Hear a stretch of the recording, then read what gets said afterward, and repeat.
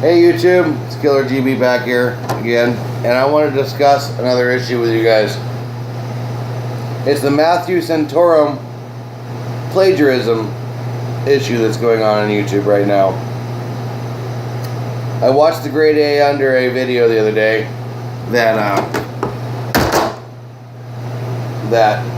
started the whole spiel, and Bungee 2988 put a video out on it, and I decided, you know what, there's obviously a topic being discussed on YouTube right now, so I'm going to discuss it.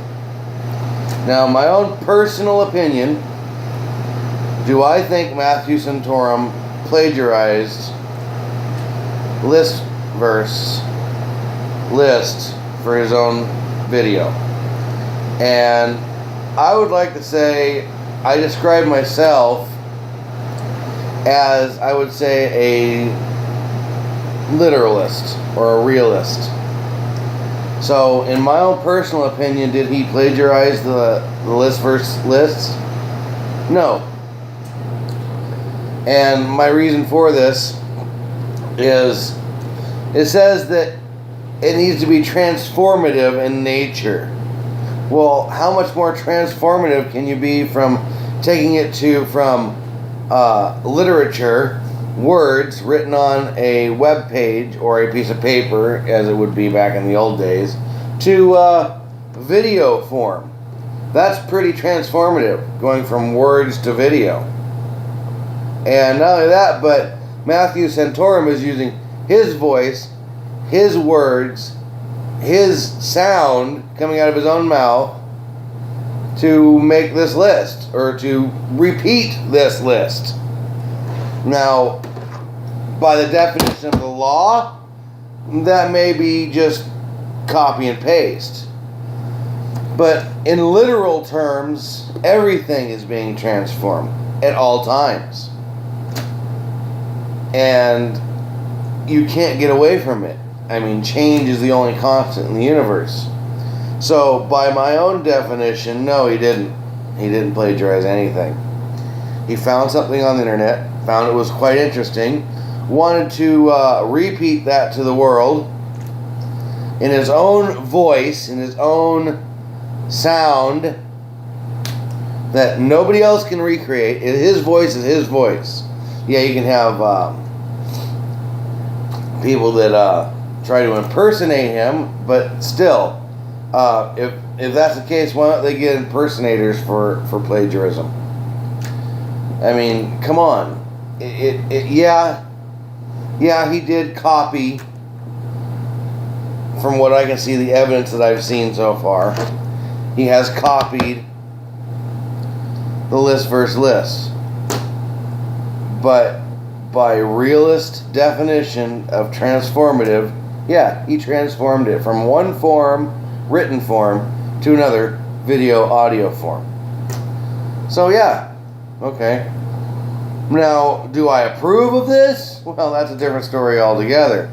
I don't necessarily think it's the best thing to do. Do I think it's wrong enough that he should lose his website or his YouTube channel and be berated for it? No. Should he be made aware that people know of this and are unhappy with it? Yeah. Should he choose to try to do something else other than continue to do that? Yeah, probably. Listen to your viewers, listen to your subscribers, what they want and what they want to see, because those are really your customers. They're the people that are going to, take care of you in the future. Do I think you should unsubscribe from Matthew Santoro? No, don't do that. It's not that, I mean, unless you really feel strongly about it, go ahead and do it. I can't tell you what to do and what not to do, but in my own opinion, I'd say no. I think GradeAUnderA brought up a good point. He definitely brought out the truth of what was being going on, but whether or not I think the truth is, in my own opinion, and a lot of copyright people who own, musicians and blah, blah, blah, blah, blah, the music industry has really taken it to the next level. And a lot of industries with copyrights have just gone nuts. And I mean, I understand copyrights. And the way it originally was back in the day, when copyright laws were first thought of and enacted back in the 1800s, almost 200 years ago, really. Well, over 150 now. I think it was the 1860s, 1870s.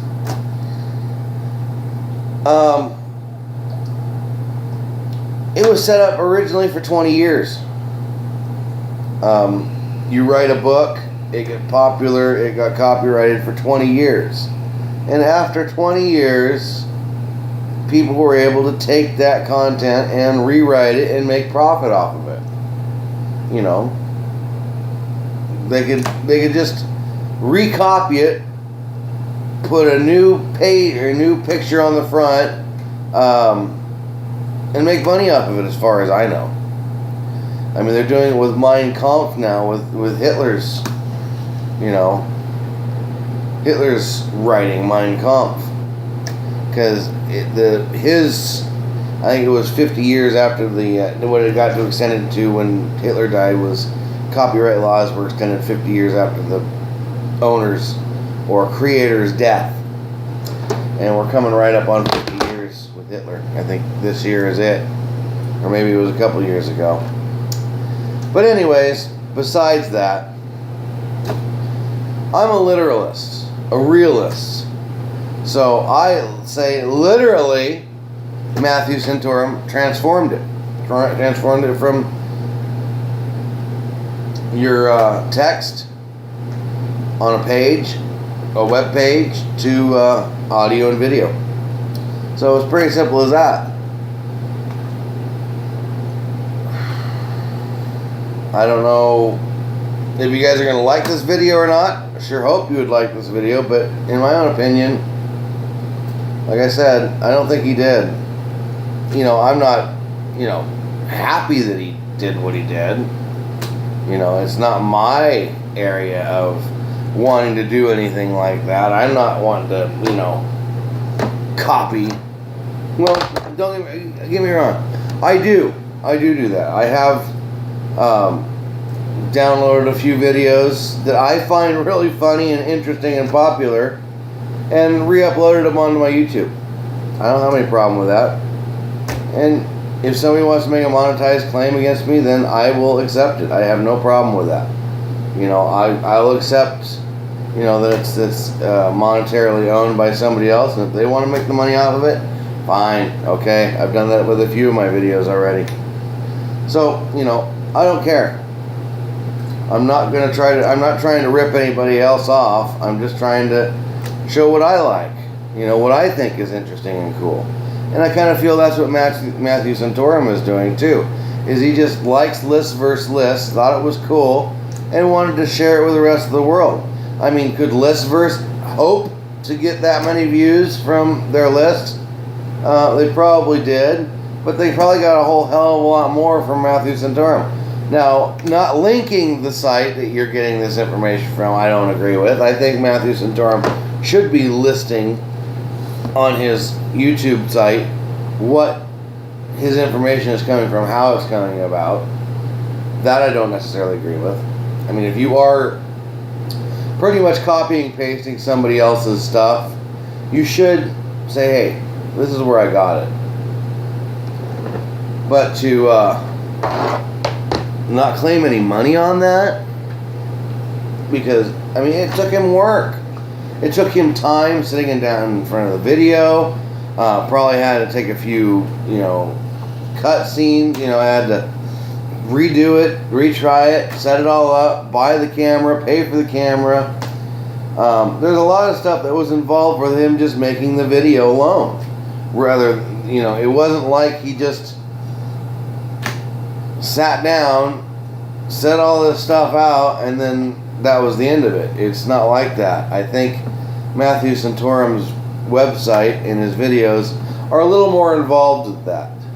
I think he's got video editors, and he's got people that do makeup and lighting and all other kinds of things. And those are all important things when making videos. I mean, not me necessarily. This is all just me on my phone and being, as uncut and as raw as possible. I kind of like that. That's kind of my thing.